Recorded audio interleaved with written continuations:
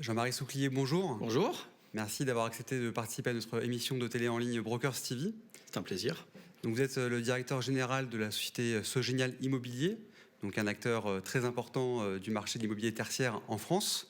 Donc, est-ce que vous pouvez nous expliquer votre concept, votre patrimoine immobilier, votre plan de développement immobilier? On va commencer par votre concept et votre histoire, s'il vous plaît. Alors, Sogenial est une société de gestion qui a plus de 40 ans d'expertise immobilière. Et depuis 2013, on est une société de gestion agréée par l'AMF pour gérer des SCPI au début, avec Cœur de Ville, puis Cœur de Région et Cœur d'Europe qu'on a lancé cette année, cette dernière SCPI. L'idée de Sogenial, c'est d'offrir l'ensemble des services d'investissement immobilier dans une petite boutique de gestion. D'accord. Donc, SCPI, cœur de ville, plutôt spécialisé sur les commerces en centre-ville, partout en France. SCPI, cœur de région, donc c'est mix avec bureaux et locaux d'activité et commerce. Exactement, oui. Donc, Cœur de Ville, vous l'avez dit, c'est du commerce, centre-ville, périphérie. On achète du commerce et que du commerce. On a un tout petit bout d'habitation parce que des fois, on est obligé d'acheter avec.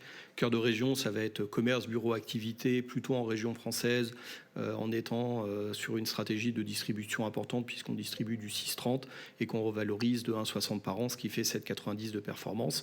Et on a étendu cette stratégie à l'Europe avec Cœur d'Europe, donc la même stratégie d'investissement commerce, bureau, activité dans les principales métropoles régionales européennes. D'accord, donc pour parler de votre parc immobilier, combien d'actifs, le montant en encours vous avez à gérer actuellement? Alors on gère aujourd'hui près de 600 millions d'euros qui sont 600 millions répartis. d'euros. Oui, 600 millions d'euros déjà, hein. On a beaucoup progressé, plus de 50% en quelques mois. Voilà, on a une grosse augmentation de notre activité. On gère 150 actifs à peu près, un peu plus de 150, dont un tiers dans nos SCPI, ce qui est assez important, ce qui montre la croissance de nos SCPI, puisque les deux dernières ont quelques mois, années seulement. Et ce sont nos chevaux de bataille et nos chevaux de développement. On a plus de 300 locataires aujourd'hui répartis dans l'ensemble de ces actifs. Et par rapport au segment, la répartition en proportion entre le commerce, le bureau et l'activité? Alors, suivant les fonds, ça va varier, puisqu'une SCPI commerce va avoir beaucoup de commerce et que du commerce. Mais globalement, sur l'ensemble de nos fonds, on a à peu près un peu moins de 50% de bureaux. Et puis le reste se répartit 25% à peu près commerce et 25% activité. D'accord. Et alors pour parler justement du bureau et même du commerce par rapport à la crise sanitaire, est-ce que vous avez rencontré des problèmes pendant la crise Covid sur le paiement de loyer, de la vacance locative?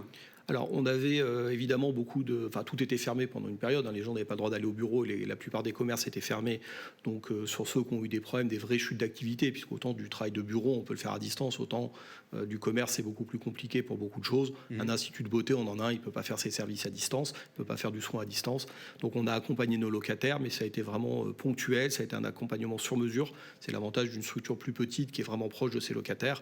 On a accompagné au cas par cas, on a fait le bon accompagnement dans l'intérêt de nos locataires pour les accompagner et qui tiennent et qui passent la période, et dans l'intérêt de nos porteurs de parts pour protéger nos distributions qui n'ont pas bougé pendant cette période.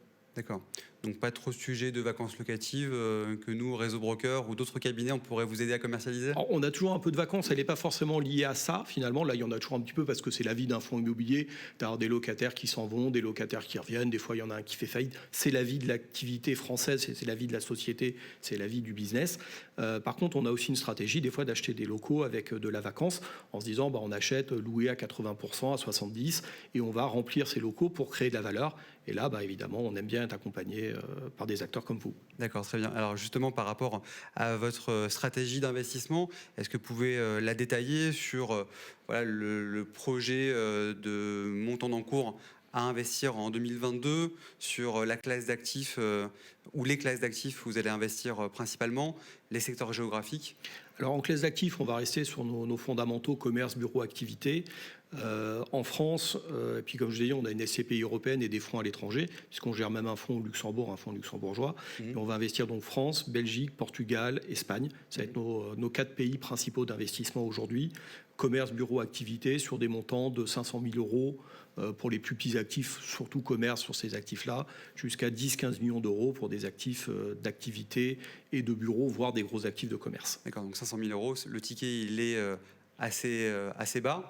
Et quel est le rendement, le TRI minimum que vous visez sur ce type d'investissement? Alors, sur les fonds plutôt de distribution, qui sont nos SCPI et qui vont un peu par capillarité aller sur l'ensemble de nos fonds, on va chercher des rentabilités à partir de 6%, puisque finalement, on est des fonds de distribution, donc il faut payer l'ensemble des charges et rémunérer les porteurs de parts après.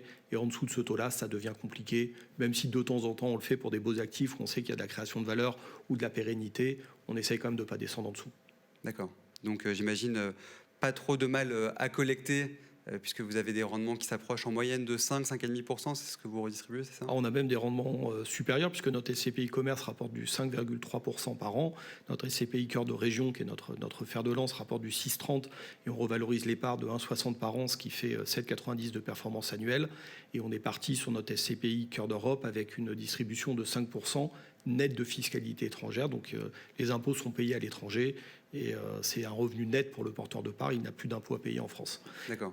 Donc, pour les investisseurs, c'est très prometteur. Encore faut-il trouver les actifs qui peuvent permettre d'offrir un couple sécurité-rendement intéressant. Ça, c'est le travail de Sami Fajri, notre responsable investissement, et de ses équipes. Ils ont fait un très bon travail ces dernières années. Puis 2022 sera une belle année, puisque je pense qu'on va investir plus de 100 millions d'euros sur nos SCPI, voire beaucoup plus. Donc ils vont avoir un vrai travail et une vraie recherche et un vrai besoin d'accompagnement de votre réseau et de leurs partenaires. Et des confrères. Donc plus de 100 millions d'euros à investir. Ça fait des beaux projets. Et effectivement, on est ravis de pouvoir vous accompagner dans vos recherches. En ce qui concerne votre actualité, est-ce que justement pour nous expliquer et détailler vos acquisitions, est-ce que vous avez des exemples en tête? En commerce, récemment, on a acheté un petit supermarché Diagonal à Montreuil, dans un immeuble tout neuf, dans une banlieue résidentielle de Montreuil. On est vraiment sur l'ADN de la SCPI Cœur de Ville, sur du commerce de proximité, de l'alimentaire. Ça plaît beaucoup aux investisseurs, puisque ce n'est pas un secteur qui a été touché par la crise sanitaire.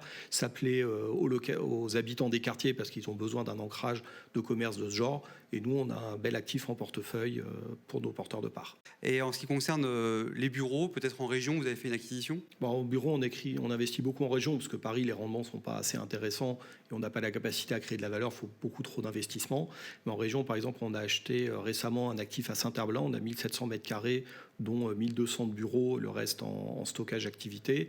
Atelier, on a 100 places de parking et on a surtout un locataire en place, fidèle, engagé sur une longue durée. Et on a également de la réserve foncière. Et là, on va ce qu'on aime bien faire dans nos acquisitions aussi quand on peut, on va aller créer de la valeur supplémentaire, puisqu'on peut construire des bâtiments et on travaille avec notre locataire pour lui faire un clé en main locatif et le réengager sur une longue durée à nos côtés. D'accord, donc vous faites aussi de la promotion? Oui, on fait des opérations de création de valeur quand on peut, et on essaye de développer la valeur de nos fonds par l'investissement, parce qu'on dit souvent la marge et le bénéfice se fait la création de valeur à l'acquisition, donc faire une bonne acquisition, et puis d'avoir toujours en tête de se dire comment on peut aller créer de la valeur en plus pour augmenter la rentabilité et augmenter la valeur de nos actifs. D'accord, donc Saint-Herblain du côté de Nantes. Exactement. Un autre actif d'actualité C'est notre dernier petit bébé pour Premium Hotel Investment, qui est une société de libre partenariat de remploi fiscal 150 au BETER, accessible à partir de 100 000 euros. On a acheté un hôtel à Combloux, donc juste en face de Megève. On a 32 chambres avec vue sur le Mont Blanc, vue imprenable sur le Mont Blanc, quasiment ski au pied, puisque le télésiège est de l'autre côté de la route. Et on va gérer la saison d'hiver là, puisque les gens ont très envie de partir au sport d'hiver, parce que ça fait longtemps qu'ils n'ont pas skié. Et quand on aura géré cette saison, on va fermer l'hôtel, on va faire une extension pour rajouter de 32 à 44 chambres, augmenter le restaurant, la capacité du restaurant, la terrasse, et faire un très très beau boutique hôtel à cet endroit. D'accord, donc vous croyez dans l'hôtellerie, vous croyez dans le tourisme? On y croit, les gens sont partis beaucoup en vacances, ont envie de partir. On est sur une clientèle française qui part et on est très confiant. D'accord, écoutez, ça fait beaucoup de bien d'entendre des notes très positives et beaucoup d'espoir dans ce marché immobilier d'entreprise. Merci beaucoup d'être venu sur notre plateau. Merci. À bientôt. À bientôt.